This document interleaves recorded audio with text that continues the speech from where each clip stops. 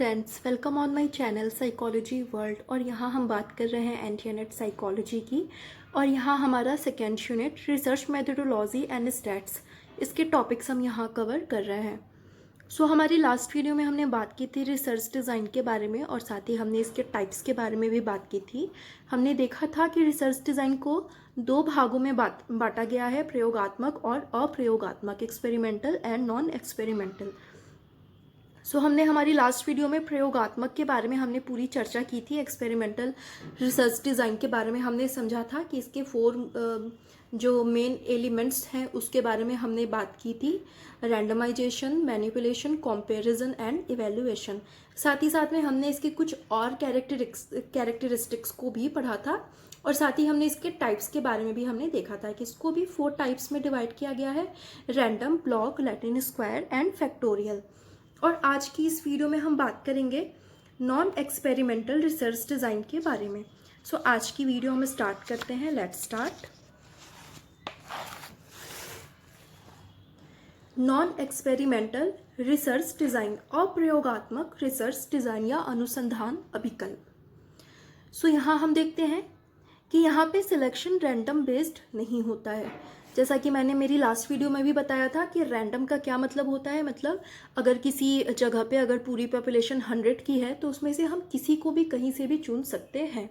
जैसे हम लॉटरी की बात करें, अगर सिंपली हम लॉटरी कहीं हमें अगर लॉटरी खेलना होता है तो वहाँ पे क्या होता है कि उसमें एक बॉल में छोटे छोटे कागज़ पे कुछ लिख करके उनको मोड़ करके एक बॉल में डाल दिया जाता है। उनमें से हम कोई भी एक कागज़, हम कोई भी एक पर्ची हम उठा सकते हैं।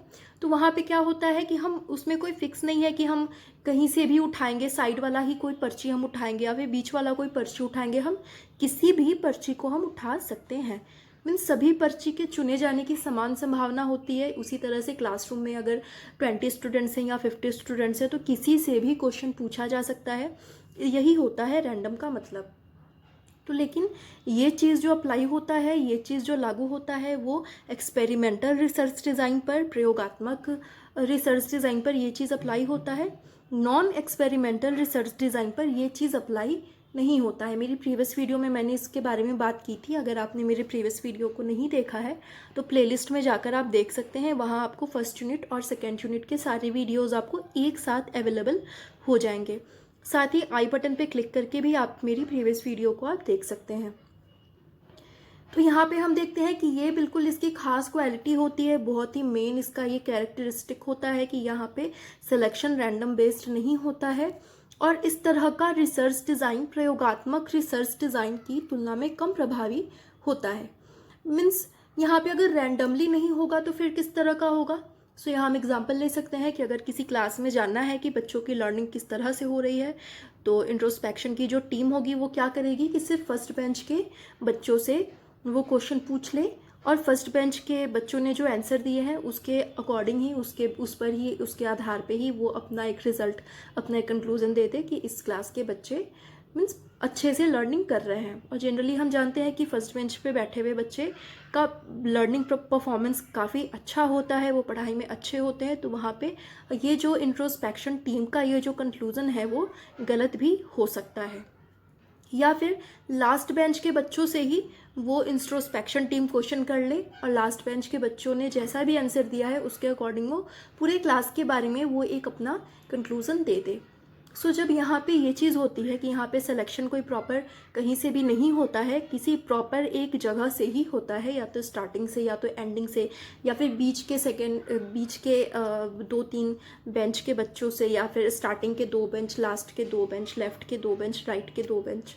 इस तरह से जब सिलेक्शन होता है मीन्स एक टेक्निक के तहत तो फिर वो रैंडम नहीं कहलाता है, वो रैंडम बेस्ड नहीं होता है।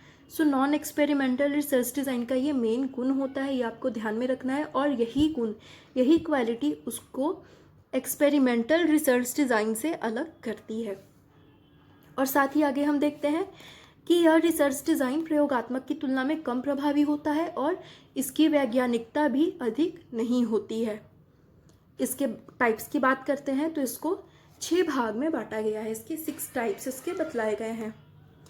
Pre experimental design, quasi experimental design, correlational design, contrast design, case study design and survey design.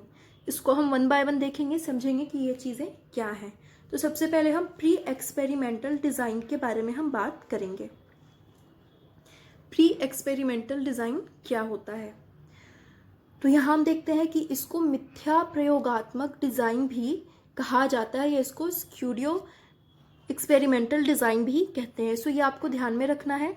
और यह वैसे प्रयोगात्मक डिज़ाइन को कहा जाता है जहाँ प्रयोगात्मक डिज़ाइन के तत्व कम से कम होते हैं। मीन्स वही बात हो गई कि प्रयोगात्मक डिज़ाइन के जो एलिमेंट होंगे वो कम से कम होंगे, मतलब यहाँ पे यादृच्छिकरण का गुण नहीं होगा, कंपैरिजन भी नहीं हो सकता है, एंड मैनिपुलेशन भी कम हो सकता है।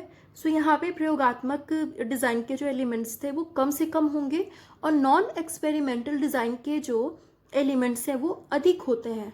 और यहाँ पे यादृच्छिक आवंटन की कमी पाई जाती है, मतलब यहाँ पे रैंडमाइजेशन की कमी पाई जाती है। जैसा कि मैंने बताया कि नॉन एक्सपेरिमेंटल रिसर्च डिज़ाइन की ये खास विशेषता है, और ये इसके सभी टाइप्स पर लागू होती है, और इसको सांकेतिक रूप में XO कहते हैं। आगे हम देखते हैं क्वासी एक्सपेरिमेंटल डिज़ाइन के बारे में। सो यहाँ हम देखते हैं कि क्वासी एक्सपेरिमेंटल डिज़ाइन जो होता है वो प्री एक्सपेरिमेंटल डिज़ाइन से ये अच्छा होता है, इससे अधिक वैज्ञानिक होता है। और कीडर ने इसे परिभाषित किया है, इसको डिफाइन करते हुए कहा है कि प्रायोगिक कल्प डिज़ाइन वैसा डिज़ाइन है जिसमें यादृच्छिक रूप से आवंटित समूह, इसको हम इंग्लिश में हम ट्रीटमेंट ग्रुप कहते हैं, तथा साम्य समूह कंपैरिजन ग्रुप नहीं होते हैं। मीन्स यहाँ पे ट्रीटमेंट ग्रुप और कंपैरिजन ग्रुप नहीं होता है। मीन्स यहाँ पे यादृच्छिकरण का भी गुण नहीं पाया जाता है, और साथ ही साथ में कंपैरिजन का भी गुण नहीं पाया जाता है। मीन्स यहाँ पे क्या पाया जा सकता है? यहाँ पे मैनिपुलेशन का गुण हो सकता है, और इवेल्युएशन का गुण भी हो सकता है। सो ये जो होता है वो प्री एक्सपेरिमेंटल डिज़ाइन से ये बेटर होता है। ये परिस्थिति पे डिपेंड करती है, ये रिसर्च पे डिपेंड करता है कि हम किस तरह का रिसर्च कर रहे हैं, उसके अकॉर्डिंग ही हम डिसाइड करते हैं कि हमारे रिसर्च के अकॉर्डिंग हमें एक्सपेरिमेंटल रिसर्च डिज़ाइन बनाना है या फिर नॉन एक्सपेरिमेंटल डिज़ाइन बनाना है। अगर हमें एक्सपेरिमेंटल रिसर्च डिज़ाइन बनाना है तो एक्सपेरिमेंटल रिसर्च डिज़ाइन में हमें कौन सा रिसर्च डिज़ाइन बनाना है? रैंडम, ब्लॉक, लैटिनी स्क्वायर या फिर फैक्टोरियल, किस तरह का हमें डिज़ाइन बनाना है। और अगर हम नॉन एक्सपेरिमेंटल रिसर्च डिज़ाइन हम अगर बना रहे हैं तो यहाँ पे ये जो 6 टाइप्स दे रखे हैं, इनमें से हमारे रिसर्च टॉपिक के लिए कौन सा डिज़ाइन परफेक्ट होगा, क्योंकि कोई भी डिज़ाइन हर तरह के रिसर्च प्रॉब्लम पर बेस्ड नहीं हो सकता है, और हर तरह के क्वेश्चन पर ये बेस्ड भी नहीं हो सकता है। और साथ ही साथ में अगर हम कहीं सर्वे कर रहे हैं या कोई केस स्टडी कर रहे हैं तो वहाँ पे हम फैक्टोरियल रिसर्च डिज़ाइन को अप्लाई नहीं कर सकते।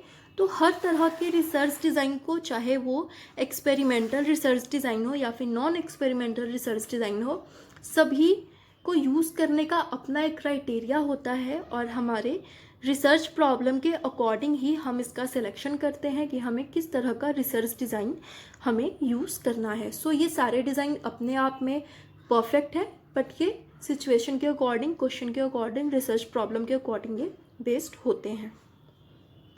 आगे हम देखते हैं जो थर्ड वन है वो है कोरिलेशनल डिज़ाइन, सहसंबंधनात्मक डिज़ाइन। इसका उपयोग मनोविज्ञान में अत्यधिक होता है। इस डिज़ाइन में अक्सर शोधकर्ता मीन्स रिसर्चर, प्रयोज्यों सब्जेक्ट, साइकोलॉजी में जिन पर हम एक्सपेरिमेंट करते हैं या फिर जिन पर हम अपना जो भी हम काम है वो करते हैं, उन्हें सब्जेक्ट कहा जाता है। सो सब्जेक्ट के एक ही समूह पर 2 या 2 से अधिक बार प्रेक्षण करके प्राप्तांक प्राप्त करता है, और प्राप्तांकों के इन सेट के बीच में सहसंबंध ज्ञात करता है। इसमें पियर्सन का मेथड अधिक उपयोग किया जाता है, और इसे one group repeated trials design भी कहा जाता है। मीन्स आपको ध्यान में रखना है कि कोरिलेशनल डिज़ाइन को one group repeated trials design भी कहा जाता है। इसमें क्या होता है कि कोई एक ग्रुप लिया जाता है, और जैसे लर्निंग पर जब हम थके होते हैं या फिर रिवॉर्ड का लर्निंग पे क्या इफ़ेक्ट पड़ता है इस चीज़ की। अगर इस चीज़ का अध्ययन, इस चीज़ की स्टडी अगर रिसर्चर करना चाहता है तो वो एक ग्रुप लेगा, उस पर ही स्टडी करेगा, उसके बाद थोड़ा सा गैप दे करके, 1 घंटे 2 घंटे का गैप दे करके या फिर 1 दिन का गैप दे करके वापस उसी ग्रुप पर उसी तरह की स्टडी वो वापस से दोहराएगा। इसी तरह से 1 से ज़्यादा बार, 2 बार या 2 से भी अधिक बार उसी ग्रुप पे बार बार अपने स्टडी को दोहराएगा। उसके बाद उसको जितनी बार भी रिज़ल्ट उसको मिलेगा उन सबको वो आपस में कंपेयर करेगा। इसके लिए वो कोरिलेशनल मेथड का यूज़ करेगा, जिसमें कि जनरली एनोवा का यूज़ किया जाता है। जब हम एनोवा के बारे में पढ़ेंगे तो वहाँ भी हम देखेंगे कि एनोवा के बहुत सारे टाइप्स बतलाए गए हैं, जिसमें कि पियर्सन आर सबसे ज़्यादा अच्छा माना जाता है, सबसे ज़्यादा साइंटिफिक है। सो जनरली पियर्सन आर का यूज़ किया जाता है इसमें। आगे हम देखते हैं कॉन्ट्रास्ट डिज़ाइन। इसे तुलनात्मक डिज़ाइन भी कहा जाता है और इसका प्रयोग मुख्यतः ऐतिहासिक आंकड़ों की जांच के लिए किया जाता है और यहाँ सांख्यिकी का उपयोग कम होता है। ध्यान में रखना है आपको कि कॉन्ट्रास्ट डिज़ाइन को तुलनात्मक डिज़ाइन भी कहा जाता है।